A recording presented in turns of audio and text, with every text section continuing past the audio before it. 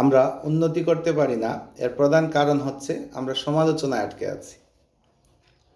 আমরা অন্যের সমালোচনা নিয়ে ব্যস্ত। দুইজন যদি একসাথে হই তাহলে দেখা যায় একজন আরেকজনের সাথে অন্যজনকে নিয়ে, থার্ড পক্ষ নিয়ে সমালোচনা করি। অন্যজনকে নিয়ে সমালোচনা করতে করতে করতে করতে আমরা নিজেদের নিয়েই চিন্তা করতে পারি না, আর নিজেদেরকে নিয়ে চিন্তা না করতে পারলে নিজের উন্নতি করাও সম্ভব না। আমরা ম্যাক্সিমাম ক্ষেত্রে দুইজন মানুষ যখন একসাথে বসি গল্প করি তখন থার্ড পক্ষ নিয়ে কথা হয়। আমরা নিজেদেরকে চিনিও না, জানিও না আমার কি এবিলিটি আছে। প্রত্যেকটা মানুষ এক একটা ট্যালেন্ট, কিন্তু সে তার ট্যালেন্ট বুঝতে পারে না, জানতে পারে না, তার দাম কতটুকু সে সেটা জানে না। একজন মানুষ তার যে কি দাম আছে সেটা যদি জানতো, তার কি ট্যালেন্ট আছে, কোন জায়গায় সে কাজে লাগবে, কোন জায়গায় কাজে লাগাতে হবে তাকে, সেটা জানলে তার উন্নতি অবধারিত। কিন্তু আমরা সেটা না করে অন্যের সমালোচনা করে বেড়াই। পাশাপাশি দুইজন বসলাম, একজন আরেকজনের সাথে সমালোচনা শুরু করে দিলাম, কে কি করলো না করলো, কার কি ক্ষতি, কি উন্নতি করতেছে, কে অবনতি করতেছে, এই নিয়েই আলোচনা আছে, নিজের সম্পর্কে কোনো আলোচনা নেই। প্রত্যেকটা মানুষ যদি সে তার নিজেকে নিয়ে চিন্তা করত, একটু বুঝতো যে তাকে কি কাজ করলে সে উন্নতি করতে পারবে, তাহলে অবশ্যই মানুষ উন্নতির শিখরে আরোহণ করতে পারত। এই এক্সাম্পল হিসাবে যদি আমি বলি তাহলে এইটুকু বলতে পারি যে দোয়েল পাখি যদি জানতো সে বাংলাদেশের জাতীয় পাখি, তাহলে সে আর এই যে বিছা পোকামাকড় খেয়ে থাকতো না। আসলে দোয়েল পাখি জানে না যে সে যে বাংলাদেশের জাতীয় পাখি, তার দাম কতটুকু এই দেশে, সেজন্য সে পোকামাকড় বিছা খেয়ে বেড়ায়। ঠিক মানুষেরও সেম অবস্থা। মানুষ যদি তার দাম জানতো, তার কতটুকু মূল্য সেটা সে উপলব্ধি করতে পারতো, বুঝতে পারতো, তাহলে সে অবশ্যই এই পোকামাকড় খাওয়ার মতো কাজ, অর্থাৎ অন্যের সমালোচনা করার মতো কাজ করতো না। আপনি যদি সুখী হতে চান, আনন্দে থাকতে চান, বা সবাই আপনাকে পছন্দ করুক, ভালোবাসুক, যদি সেটা চান, অর্থাৎ শান্তিতে থাকতে চান, তাহলে আপনাকে 5টা জিনিস পরিহার করতে হবে। 5টা জিনিস যদি আপনি পরিহার করেন তাহলে অবশ্যই আপনি শান্তিতে বসবাস করতে পারবেন। আপনার অনেক টাকা হবে না, কিন্তু আপনি শান্তিতে বসবাস করতে পারবেন। 1 নাম্বার, আপনাকে প্রথমত মানুষের আলোচনা বাদ দিতে হবে। মানুষের সমালোচনা বা আলোচনা করে কেবল গুনাই আপনি কামাচ্ছেন, কিন্তু আপনার জীবনের কোনো উন্নতি হচ্ছে না। আপনি শুধু আফসোস, নিজের মধ্যে আফসোস নিয়ে আসতেছেন, নিজের মধ্যে শুধু আফসোস হচ্ছে, আফসোস আফসোস। অন্যের আলোচনা করার মাধ্যমে অন্তরের মধ্যে আফসোস সৃষ্টি হয় আর গুনাহ হতে থাকে। আপনি যদি অন্যের সমালোচনা বাদ দিয়ে দেন, নিজের প্রতি নজর দেন, নিজেকে নিয়ে সমালোচনা করেন, তাহলেই কেবল আপনার উন্নতি অবধারিত। 2 নাম্বার, আপনি কারো সাথে নিজেকে কম্পেয়ার করতে পারবেন। নিজেকে নিজের সাথে কম্পেয়ার করতে হবে। নিজেকে যদি নিজের সাথে কম্পেয়ার করেন তাহলে অবশ্যই আপনি উন্নতি করতে পারবেন। আপনি যদি অন্যের সাথে নিজেকে কম্পেয়ার করেন, এক্সাম্পল হিসেবে বলি, কারো মনে করেন 1 লক্ষ টাকা আছে, আপনার কাছে 10,000 টাকা আছে, আপনি চাচ্ছেন ওই লোকের মতো আপনারও 1 লক্ষ টাকা হোক।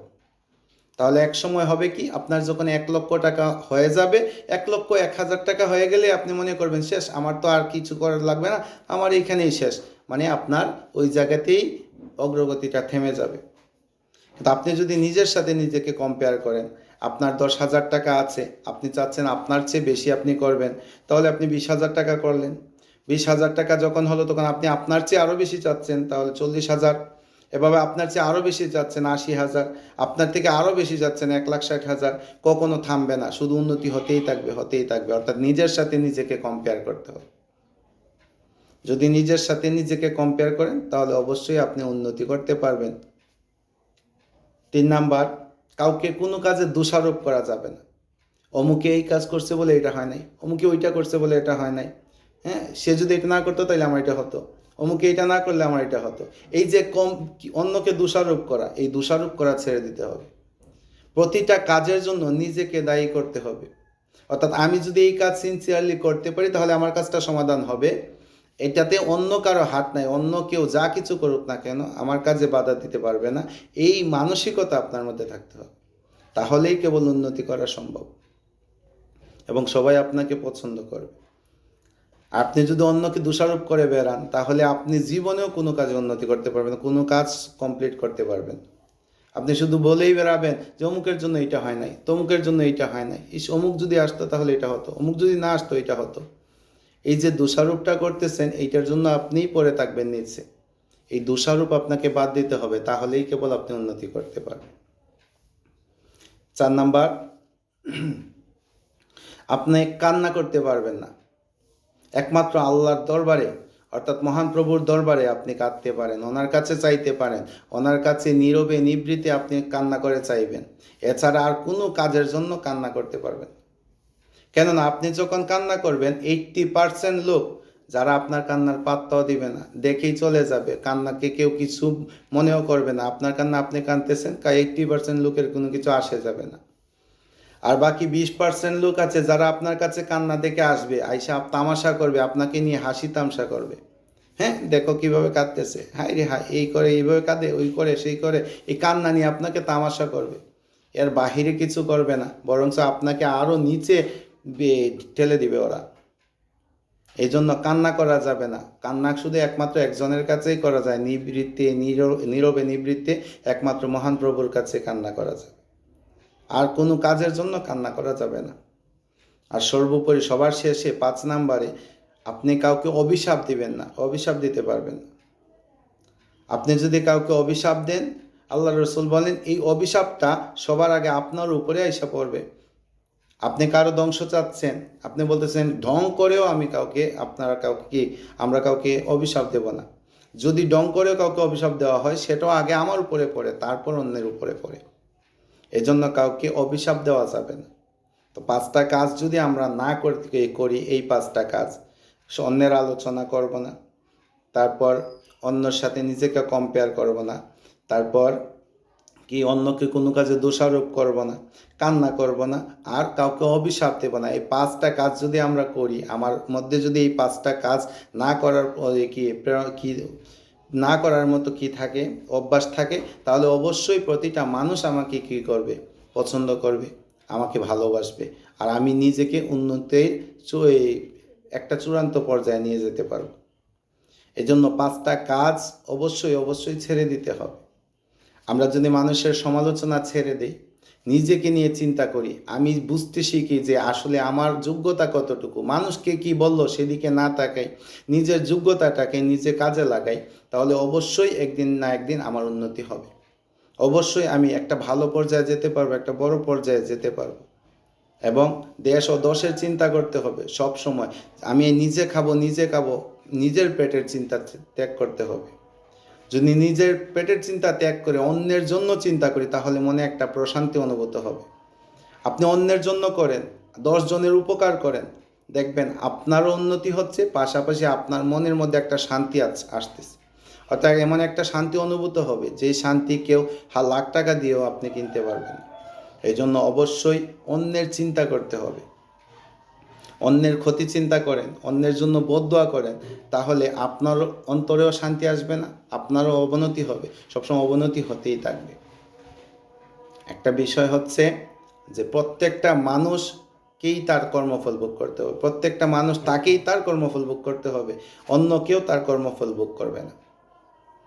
উদাহরণ হিসেবে যদি বলি, একটা লোক একটা গাছে একটা পাকা ফল দেখলো, ফল দেখার পর তার চোখ দিয়ে সে ফলটাকে দেখলো, কিন্তু একটা বাগানে যখন ফলটা দেখলো তখন সে কিন্তু ফলটা ওই চোখ দিয়ে হেঁটে যেতে পারবে না, যাচ্ছে পা দিয়ে ওই ফলের কাছে গেল, ফলের কাছে যাওয়ার পরে পা দিয়ে কিন্তু ফলটা পারতে পারবে না। তো কি করতে হবে? হাত দিয়ে পারবে। তো হাত দিয়ে যখন ফলটা পারবে তখন হাত কিন্তু সেই ফলটা রাখবে না, খাইতে হবে। তো খাবে কি দিয়া? মুখ দিয়া। যখন সেই মুখ দিয়া ফলটা খাবে, মুখটাও কিন্তু সেই ফলটা তার মধ্যে রাখতে পারে না, তো ফলটা সে খাচ্ছে মুখ দিয়া। তো ফলটা যখন মুখ দিয়া খাইলো, মুখ কিন্তু রাখতে পারে নাই, সে ফলটা চলে গেল পেটে। আর এই যে সম্পূর্ণ ঘটনা দেখলো একজন দারোয়ান, সে পাহারা দিচ্ছিল বাগানের, আর বাগানের গাছের ফল খাইলেন আপনি, আর এটা দেখছে কে? দারোয়ান। দারোয়ান একটা গল্লা নিয়ে আইসা আপনার পাছায় দিল বাড়ি, পাছার কিন্তু কোনো দোষ নাই। এই যে আপনার পাছায় বাড়ি দিল, এটার কিন্তু কোনো দোষ নাই, কিন্তু এই পাছাতে বাড়ি দিল, দেওয়ার পরে পানি পড়তেছে টপ টপ করে আপনার চোখ দিয়া। কেন? কারণ ওই যে দেখছিলেন কি দিয়া? চোখ দিয়া। এই চোখ দিয়া দেখার কারণে এই চোখ দিয়া পানি পড়তেছে টপ টপ করে। বাড়ি কিন্তু খাইছেন পাছা, কিন্তু পানি পড়তেছে চোখ দিয়া। কেন? কর্মফল তাকেই ভোগ করতে হয় যে কর্ম করে, কারণ প্রথম কাজ করছিল এই চোখ, এই জন্য চোখ দিয়া টপ টপ করে পানি পড়তেছে। প্রত্যেকটা মানুষ তাকে তার কর্মফল ভোগ করতে হবে, তার কর্মফল অন্য কেউ ভোগ করবে না। প্রতিটা মানুষ সে যদি ভালো করে তাহলে ভালো কাজের ফলাফল সে পাবে, যদি খারাপ করে তার শাস্তিও সে পাবে।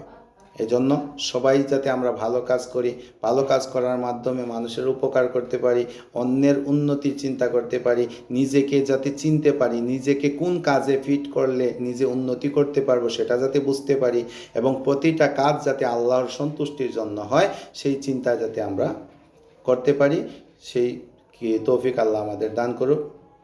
ধন্যবাদ সবাইকে। আশা করি সবাই ভালো থাকবেন, সুস্থ থাকবেন, সবাই আমার জন্য দোয়া করবেন।